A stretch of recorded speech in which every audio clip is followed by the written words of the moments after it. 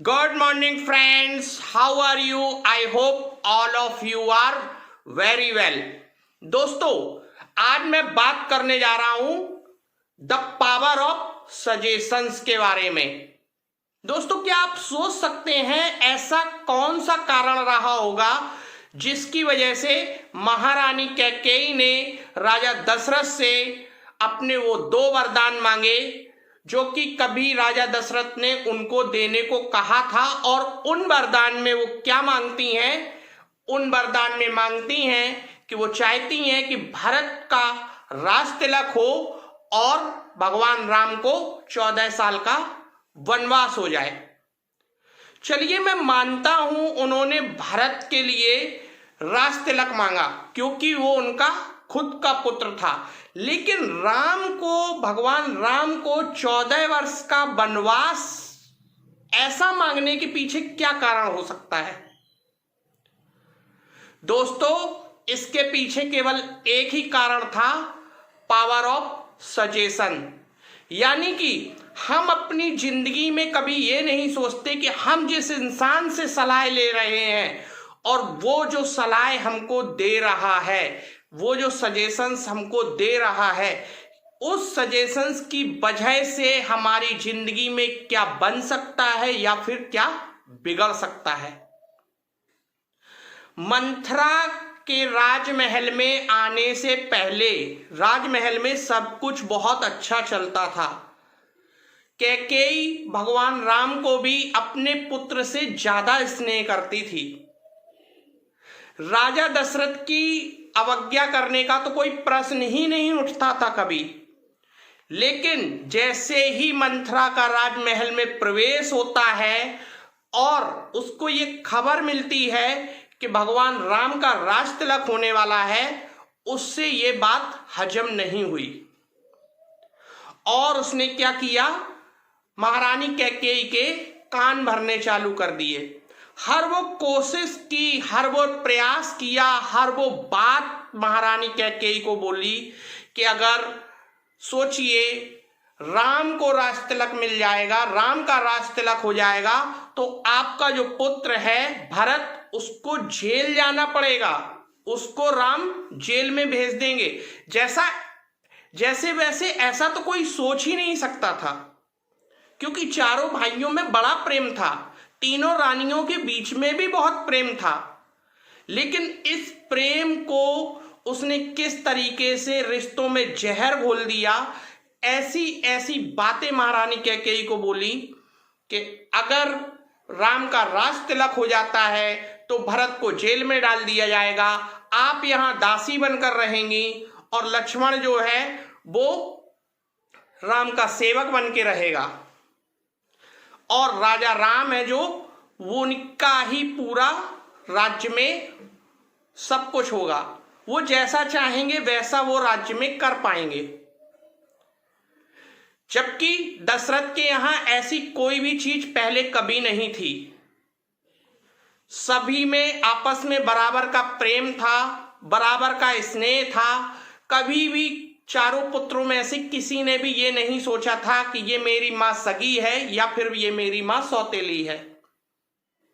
तो दोस्तों, यहां पर पावर ऑफ सजेशंस, यानी कि जिससे आप सलाह ले रहे हो, जिससे भी आप सजेशन ले रहे हो, उसे अच्छी तरह आप समझ लीजिए कि ये जो सजेशन मुझे दे रहा है, अगर इस सजेशन से सबका भला होने वाला है, दोस्तों ध्यान से, सबका भला होने वाला है, अगर उस सजेशन से सबका भला होने वाला है, तब तो वो सजेशन आपको लेना चाहिए और उस पर काम करना चाहिए।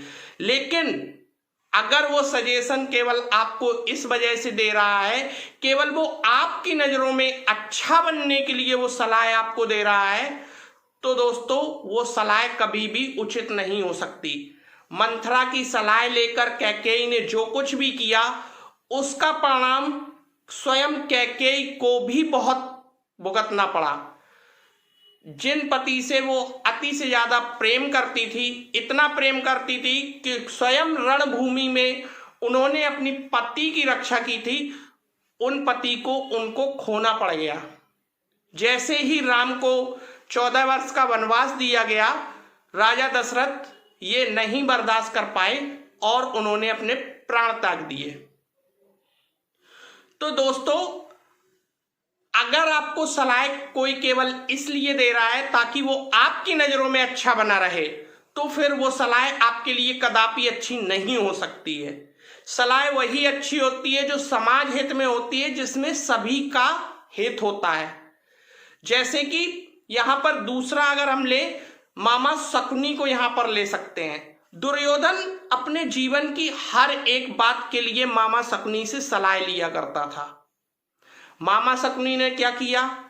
दुर्योधन खुश बना रहे इसलिए हमेशा उसको ऐसी सलाह दी कि बस दुर्योधन की नजरों में मामा शकुनी अच्छा बना रहे, जिसका परिणाम क्या हुआ? समस्त कौरव वंश का नाश हो गया। महाभारत के युद्ध में पूरा कौरव वंश का नाश हो जाता है। पावर ऑफ सजेशंस, यहां पर अगर हम बात करें भगवान श्री कृष्ण की, भगवान श्री कृष्ण कभी भी किसी का बुरा नहीं चाहते थे। उन्होंने महाभारत के इस युद्ध को टालने के बहुत से प्रयास किए।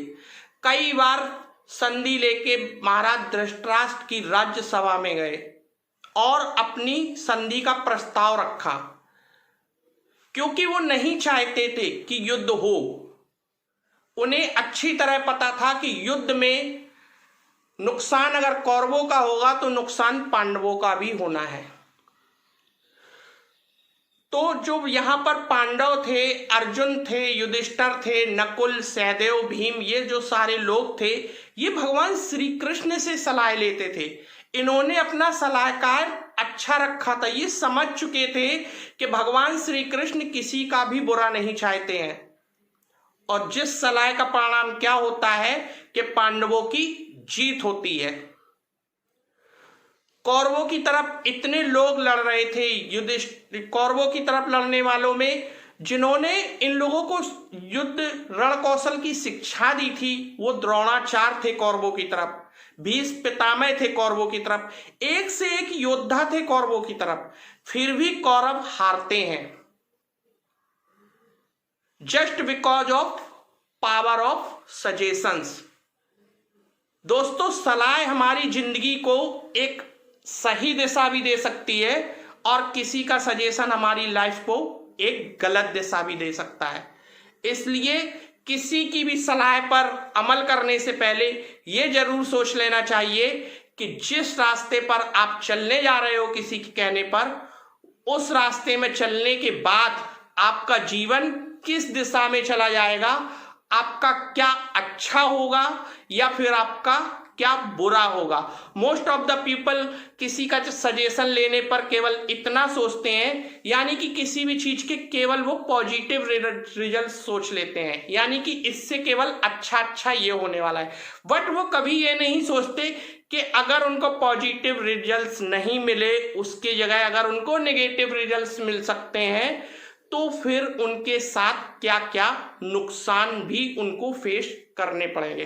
तो दोस्तों, किसी का भी सजेशन लेने से पहले अच्छे से ये जान लो कि वो जो सजेशन दे रहा है वो सभी के हित में है, या वो जो सजेशन दे रहा है वो आपकी लाइफ को एक सही दिशा देगा या गलत दिशा देगा। इसी के बाद मैं आपकी बात को खत्म करता हूं। धन्यवाद।